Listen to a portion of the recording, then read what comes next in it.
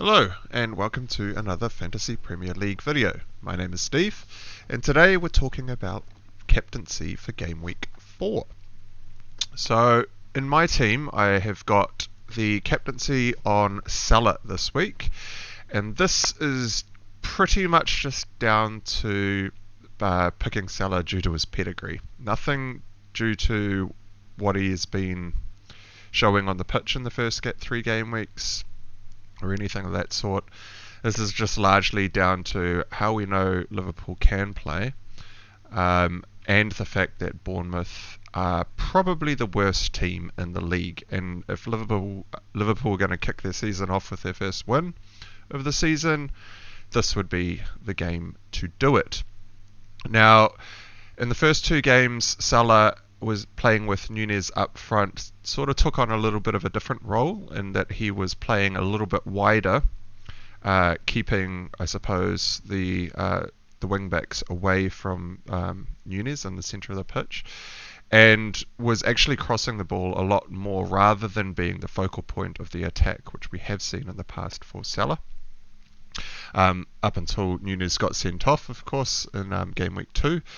And last game week against Manchester United with Firmino up front, we saw a little bit more of what we're used to seeing with Salah. Not a hell of a lot, because to be fair, Liverpool did not play very well in that game. Manchester United played their absolute socks off, played their hearts out.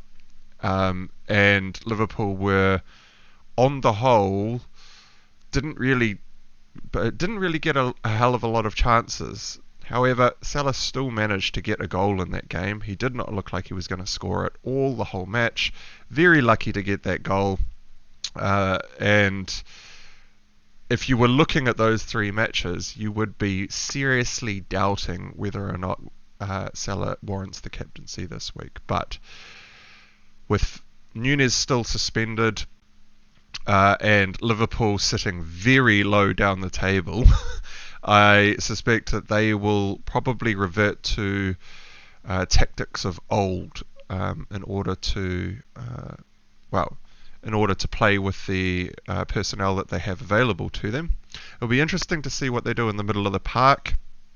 That was where they fell over the most in the game last week against Manchester United. But if they do start to transition from moving the ball from defense through into attack a little bit more swiftly, then Salah should get an absolute plethora of chances against Bournemouth. Bournemouth will not know how to deal with this.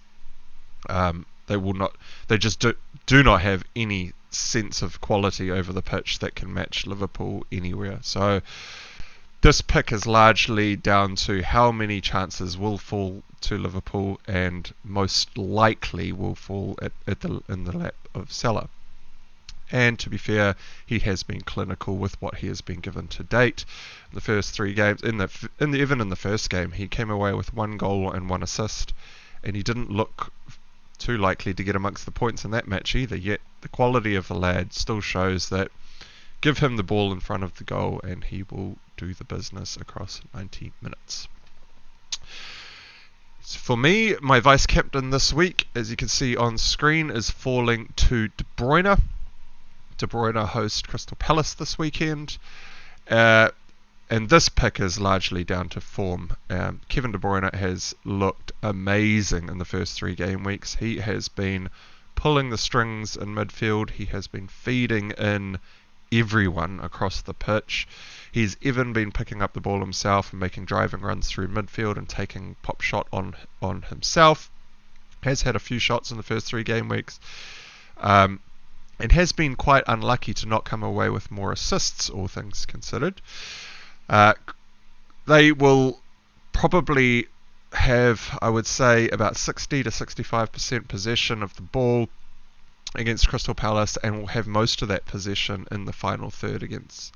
I suspect Crystal Palace will sit relatively deep in this match, which will not work so well for the Haaland owners, I wouldn't suspect. You'll probably find the likes of De Bruyne, Gundogan, and whoever is playing out on the wings in the Pep system this week will probably find that they have a little bit more space to play with, and hopefully the goals come falling to those players This is why I've got the vice captaincy on Kevin De Bruyne this week instead of Jesus. Before I go to Jesus though, for all of you Haaland owners out there was a comment from Pep. Pep has said specifically that Haaland will only be playing one game per week, and with a pretty hectic schedule coming up, we've got midweek games for the next fair few game weeks, I think, which means that Haaland's minutes in the Premier League will be managed.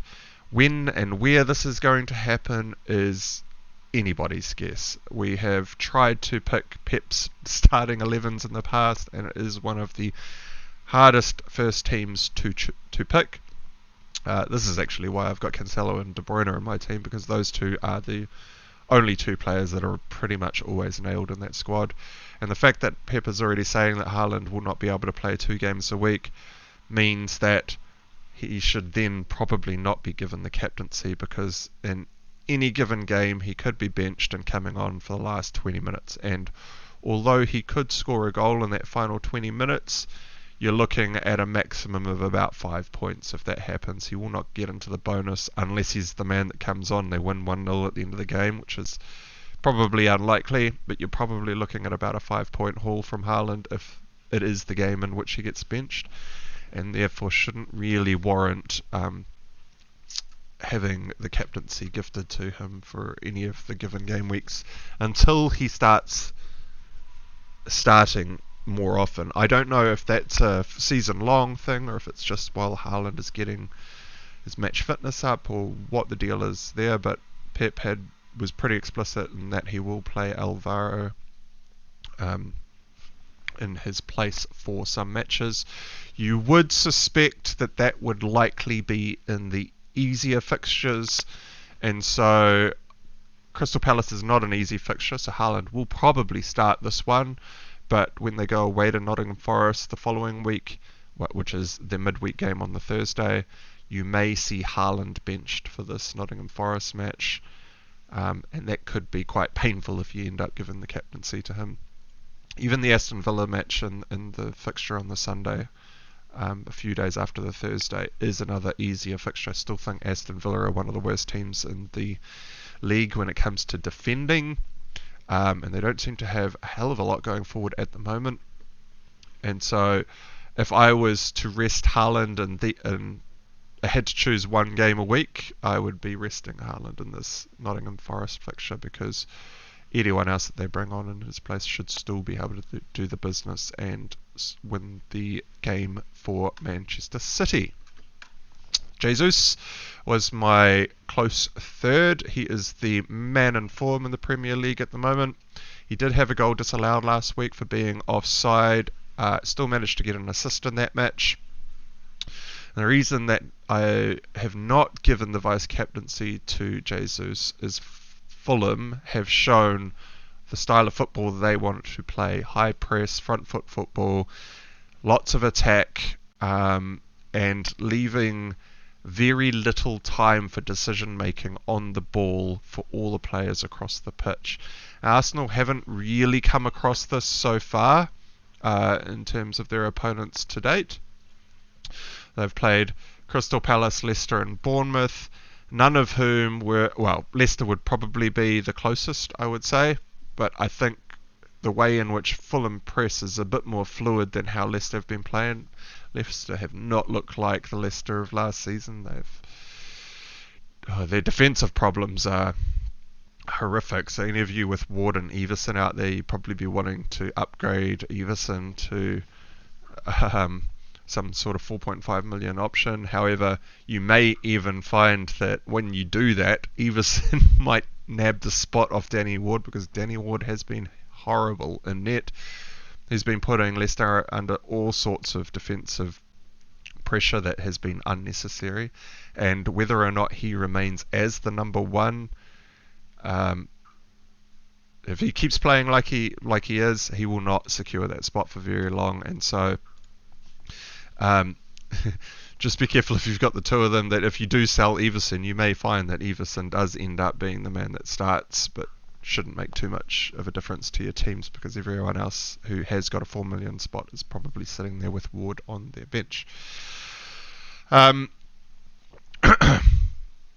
So Arsenal are a very attacking team. They play very quick football as well, but so do Fulham, and so it's going to be probably a bit of a battle of attrition here. I can see goals coming from both sides. I could also see them completely nullifying each other. It's going to be quite an interesting watch this week, and so I am not too sure how Jesus is going to perform in this sort of fixture, and therefore I am going to rely more heavily on Salah and Kevin De Bruyne in my particular team. Now, the only other captaincy shout this week I see is Kane at Spurs, who travels to Nottingham Forest this week. Just use Perisic's fixtures. Nottingham Forest will concede all sorts of chances across this game. Spurs should run. They should come away with a pretty comfortable victory here. I'm predicting about a 2-0, 3-0 to Spurs. The only reason I do not see an absolute trouncing of Nottingham Forest is they have purchased Dean Henderson in net and amongst their 57 other trades that they've made pre-season. Nottingham Forest is still a team of newbies, not necessarily new to the Premier League, but new as a unit. They are still learning to play together, and the system that Conte will set up, the structure that Spurs will have, should see Spurs with about 65% possession, 70% possession of the ball. You should see them peppering the Nottingham Forest net across the weekend. However, I see Dean Henderson is such a good keeper that he should keep the scoreline down to, I'd say, within the 2-0, 3-0 kind of realms rather than getting up to the 4, 5s or 6s. And Kane would be the only person that I would consider captaining at Spurs at the moment. I watched the full 90 minutes last week for Spurs, and I was amazed at what I was seeing from Son. He looks completely off so far. He's not being clinical in his shooting. He's not even being clinical in his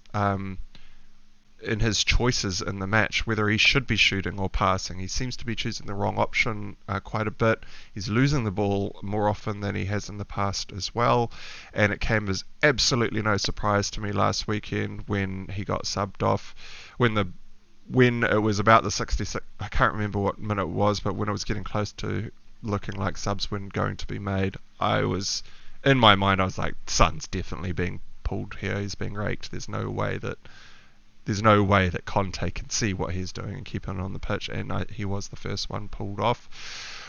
Until we see Son turn things around and go back to the Son that we know, he should not probably even be in your teams for the amount of money that he is outlaying to get him in. He would be a don't buy, definitely sell if you have him, and definitely do not captain. Whereas Haaland would be a definite hold, but do not captain. So Haaland will still come in. He will still be playing some minutes and still will get a whole bunch of chances in that Man City outfit.